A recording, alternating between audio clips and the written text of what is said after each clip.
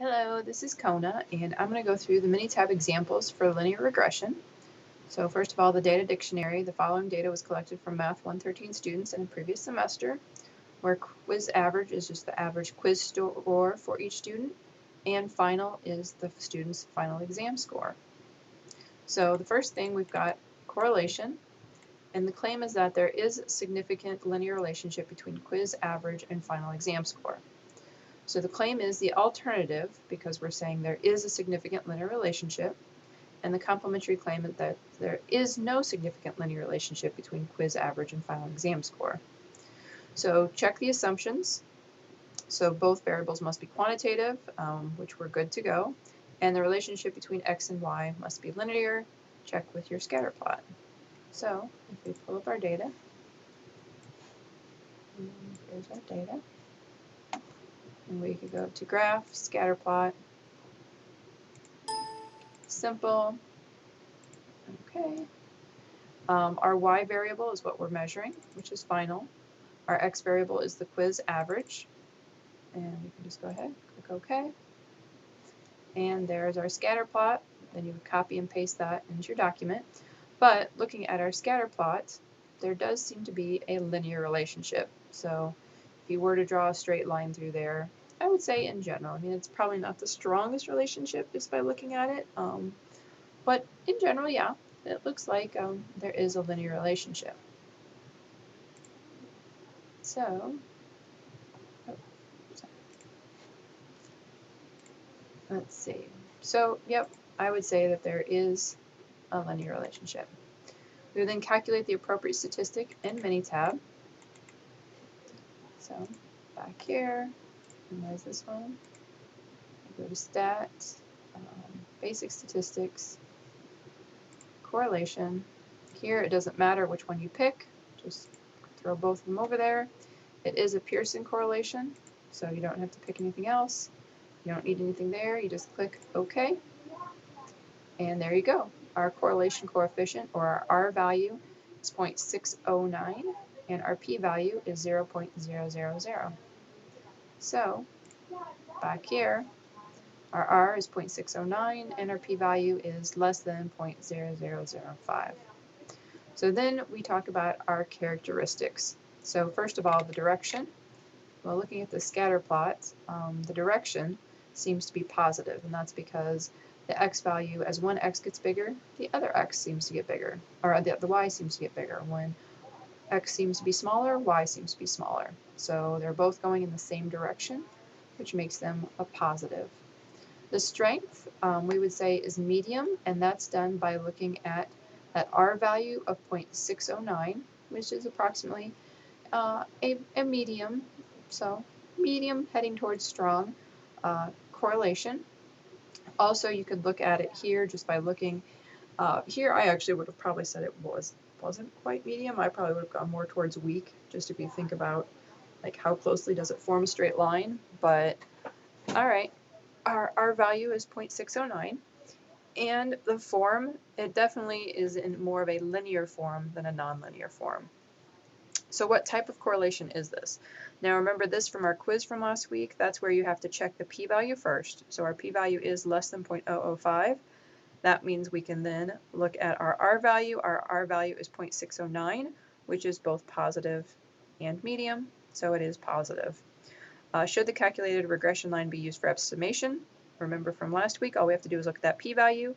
It is less than 0.05, so yes, we can use the regression line. Let's see. There is enough evidence, and the is coming from that low p-value that's less than 0.05, enough evidence to support. The support is coming from the fact that this is the alternative hypothesis, the claim that there is a significant linear relationship between quiz average and final exam score. So we're just restating that. Make our real-world conclusion. So based on the data, it appears that students' quiz averages are related to their final exam score. So yeah, I know that seems kind of simple, but that's basically what it is that there does appear to be some relationship between how students score on average on their quizzes and what they get on the final exam.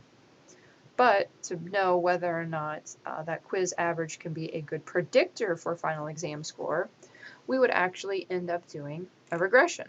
And because we said the regression line can be used, yes, we will do the regression. So here, this is for the same data, so not different data, the exact same data. We've got the claim, there is a significant prediction of students' final exam score by their average quiz score. So that's our claim. The claim is the alternative. The complementary is that there's no significant prediction of students' final exam score by their average quiz score. The first thing we do is check for linearity. Technically, we already did this up here, because remember we're using the same data. But there's actually a really nice way that you can get both the fitted line plot, the versus fit, so the residuals versus fit plot, and the normal probability plot, because you're going to need all of those. So if we go over here to Minitab, we can actually go to Stat, Regression, Fitted Line Plot. So remember, our response is our final, because that's kind of the thing that we're measuring, and the predictor is our quiz, because we think quiz helps predict final. Leave linear there, but then under graph, we're going to check these two right there. So then click OK,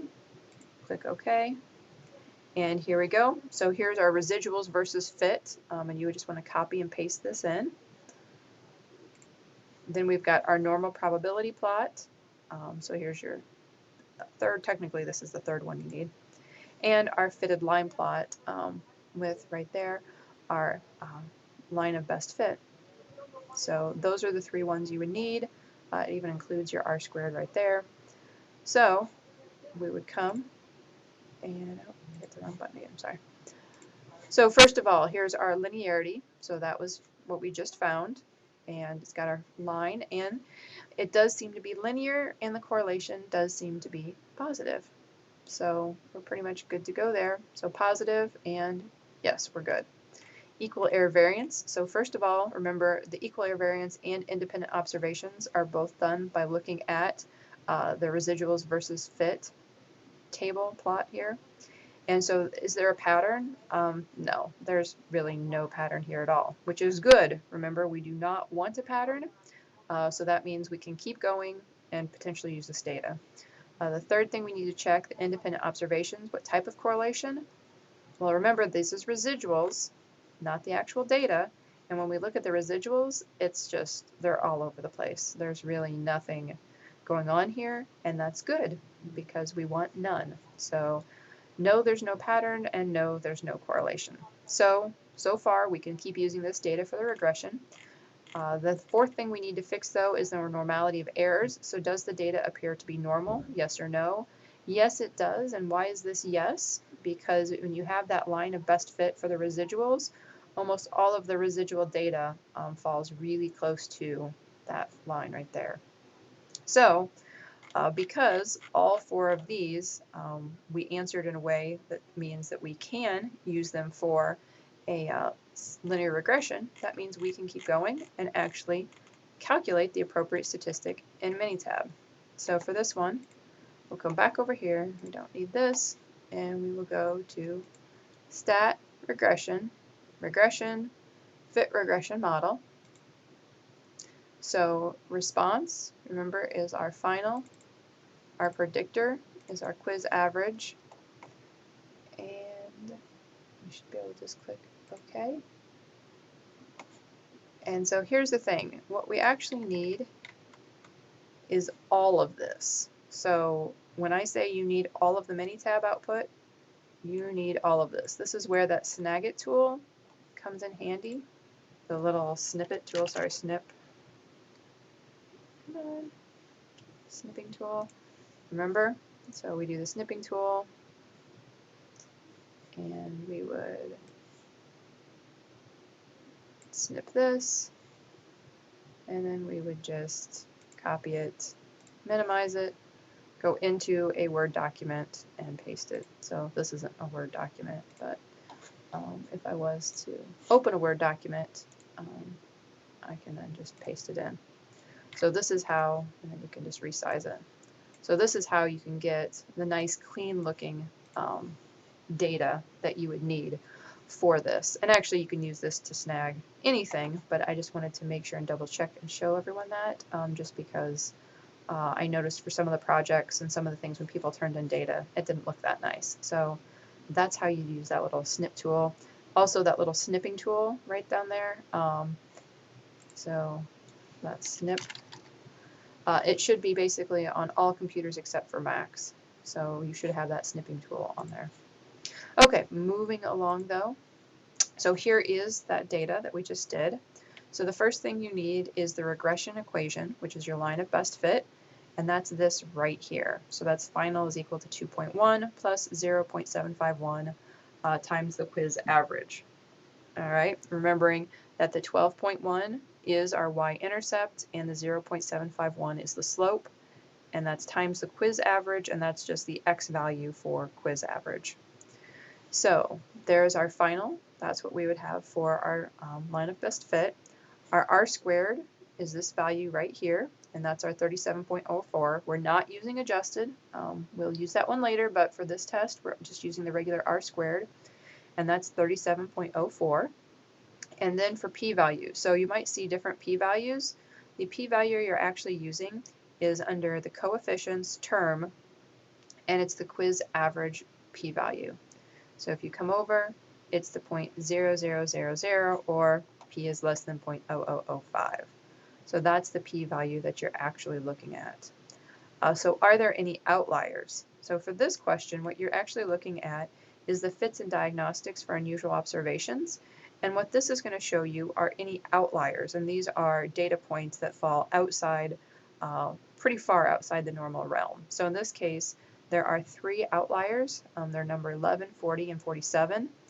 And final means that what final grade that we had was 49, but based on the fit, it should have been 70.50. Number 40, we got 80, but it should have been 61.22. And for 47, we got 37, and it should have been 59. So looking again where so it's 11, 40, and 47. So if we minimize this one, so the 11, right there, there's the 11. So at least at 11, remember it's 49, then 40 and 47.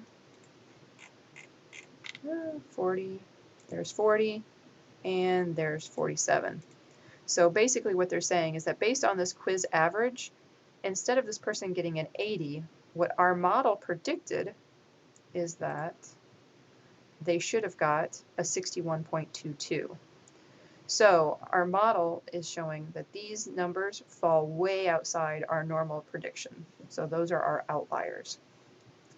Is there a clear pattern? For looking at that, you would see, so the final should have been 49, or is 49, but by our estimate, by our fit line, our regression line, they're showing 70.5. So in this case, they're showing higher. But in this case, we got higher, they're showing lower. Here we've got low to their high. So there's really no clear pattern of us being especially high or especially low. It seems to kind of go back and forth. So we do have 3 outliers, and there's no clear pattern. So to the actual decision, there is enough evidence, that's because p is less than 0.05, to support. We're supporting because way back here we said that here's the alternative, and we're going to support the claim that there is no significant prediction of students' final exam score by their average quiz score. So that's what we have right there. Then for the make the real world conclusion, so what's this really mean? What it means is that when the average quiz score increases, so does the final exam score. And how do we know that they're both, when one goes up, the other goes up? Well, basically because the slope is positive. So that 0.751 slope, that positive slope means that when one goes up, the other goes up, or when one goes down, the other goes down. If this was a negative slope, so if it was negative or minus 0.751 and then quiz average, it would mean that when quiz score increases, final quiz score decreases. So basically positive slope, so the positive 0.751 means that when our x variable goes up, so does our y variable. If this was a negative slope, then we would be doing the opposite. So when quiz score went up, final would go down, or when quiz score went down, final would go up. So that's kind of our real world conclusion. So there does seem to be, so when average quiz score increases, so does final exam score. And that's because we are able to, we said there is enough evidence to support the claim that there is a significant prediction of students' final exam by their average quiz score. So we are supporting that this is going on. Yet, if we look at that R squared value, that 37.04, only 37.4 of the variability in final exam score is explained by the average quiz scores. So remember when we said 0 is not good, it means that basically nothing is explained by this, and 100 is really good. And we got 37, which is close to 40, which is almost kind of medium. But in general, it's a fair predictor. And whether it's fair or good, that was back on your handout for the simple and linear regression in Minitab. It had what the different predictions were, or what the different values would be to make it a fair, good, that type of thing. So there's our real world conclusion. Also really important for that real world conclusion, what you want to do is to try to explain it in a way that someone who really doesn't know much or hardly anything about statistics could understand it. So notice there's no mention of a p-value. We're not talking about supporting things. We're trying to put it in as real world, anyone could understand terms as possible. So I hope that's it, or I hope this helps. Let me know if you have